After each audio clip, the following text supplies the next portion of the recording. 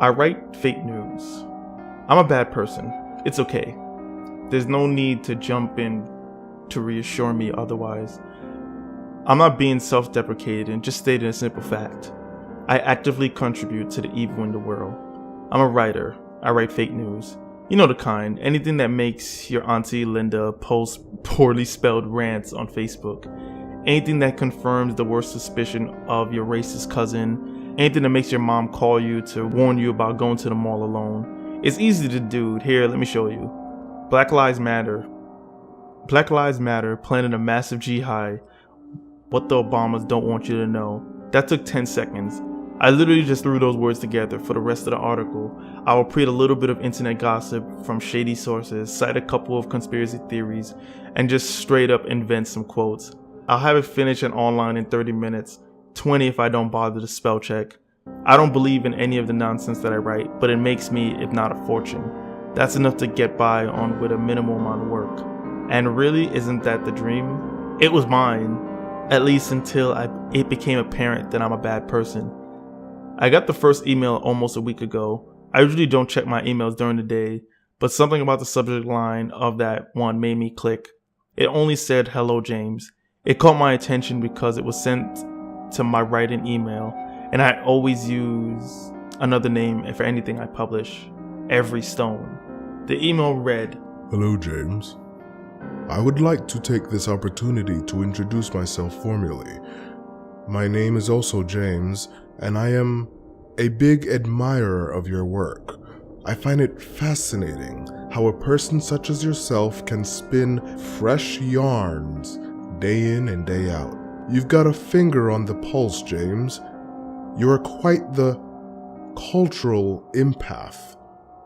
I also find it fascinating how you can do what you do and still look yourself in the mirror. That's the real talent at play here. Is it a lack of conscience? Are you merely a sociopath? Or do you ignore the impact that you have on the world around you? Which is it, James? Let me propose, if I may, a game. This game will allow us both a better understanding of your inner workings. Let's see what you're made of, shall we? Oh, and James, if you delete this email, if you call the police or forward this along to anyone, I'll kill the person you love best. You. Deepest regards, James." I initially dismissed the email. I got hate mail all the time. Occasional hazards, I guess. Yes, the weirdo had my real name. But that could be found with just a little Googling. Still, I opt not to delete the email. I made a folder called Crazy Person, and I dropped the email in there. I managed to forget all about it, focusing instead on my creative works. With the state of things right now, you can imagine the amount of footer I have. Hell, I'm even bordering on legitimate. I half expected to get a correspondent pass to the White House. Then, 2 days later, the second email came. The subject line read, "For you, James, step 1. It read, "Greetings again, James. Are you ready to begin? I surely do hope so, as we will be proceeding without your consent from this moment forward. The first step is a simple one.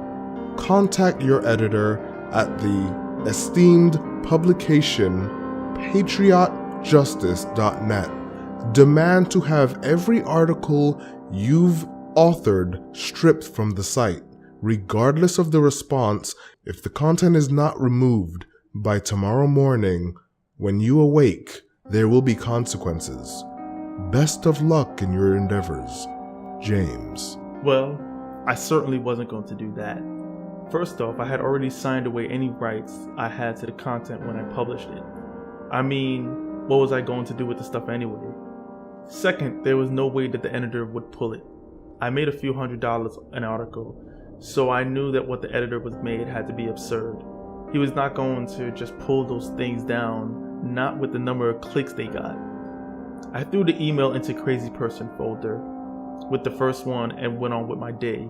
Even though I was initially distracted, I got over it quickly.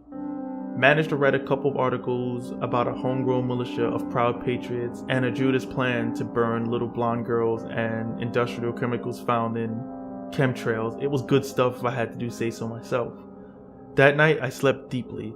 I had downed a couple glasses of scotch, the good stuff from Islay, and went to bed without a worry on my mind. That all changed when I woke up. It was the stiffness that I first noticed, the difficulty in opening my eyes.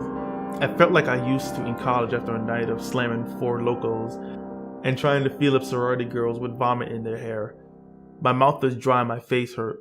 My whole body ached in the deep way it does when you're first getting the flu. That's when I assumed it was at first, a flu. It seemed bizarre to me. I mean, I hardly ever leave my apartment. Where would I pick up a virus? I sat on the edge of my bed and rubbed my head against my palms, trying to will the stiffness to subside. When I got to take a piss, I felt the floor beneath me. My head swam and I mentally calculated the amount of booze I had the night before. Not nearly enough to do this. My walk to the bathroom was slow and stuttering. I felt groggy and absent. When I looked in the mirror, I saw why. Staring back at me was not me. I mean, it was, obviously, but it wasn't. The man in the mirror looked puffy and swollen, his eyes beady dots in a mass of shiny red flesh. I tentatively touched my face, feeling the tight skin and pulsing heat beneath it. It was as if I was stung by multiple bees in the night. I thought I must have eaten something I was allergic to, but I had no known allergies. Then I remembered the email. I rushed over to my computer and saw the new unread message sitting in my inbox. Good morning, James. I told you there would be consequences, didn't I not? You failed your first test, and it was perhaps the easiest of them all. I can't imagine that feels good. Because the first test was the most straightforward, the simplest to comply with. Your punishment has been light. Perhaps the swelling will even subside with time. The next punishment will be more severe. For this reason, it is in your own best interest to follow my instructions completely. Your next task: log on to Facebook, find one of your articles. They've been shared enough that this should be a simple task. Once you've located an article, your job is to convince one person who believes the lies you tell, just one, that the article is fake. Now, James, does that sound especially difficult? You have one day. For your own sake, I wish you luck. Warmest regards, James. I didn't log onto Facebook. No, I wasn't gonna let that psycho tell me what to do.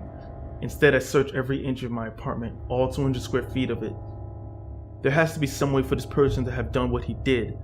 There has to be some reason for it all. How did he turn my skin into a swollen, painful mess? I looked down on my bloated hands and the skin stretched from the overfilled balloon that could pop at any moment. I had to do something. I picked up my phone. He told me not to call the cops, but what else could I do? As I began to dial, a text message alert popped up. The text read, You must be suicidal, James. Furthermore, what would you tell them? I dropped the phone. What would I tell them? I got an email and now my skin hurts? It sounds idiotic. There was no one in my apartment and no signs of break-in. They just think I'm having some sort of episode. I ran to my door to find it locked tightly from the outside. I banged my swollen fist against it, but heard no response. I took a deep breath. I tried to steady myself. I could play along, get it over with and move out of this place and disappear. After all, how hard could it be to win an argument on Facebook? I logged on and quickly found one of my articles. It had a few hundred comments. Surely among these people, I could find someone to convince. I started typing. I laid out who I was and what I do. I made it clear that I wrote these articles and that I made it up. I posted links after link to refute sources debunking my own writing. It didn't work. Everything I wrote was dismissed by every commenter. Everyone knows Snoops has a liberal agenda. The Wall Street Journal is total MSM propaganda. You're citing MFC? Come on, fake news. I wrote and wrote all day. I bounced from article to article, tirelessly trying to convince someone, anyone, that my articles were made up.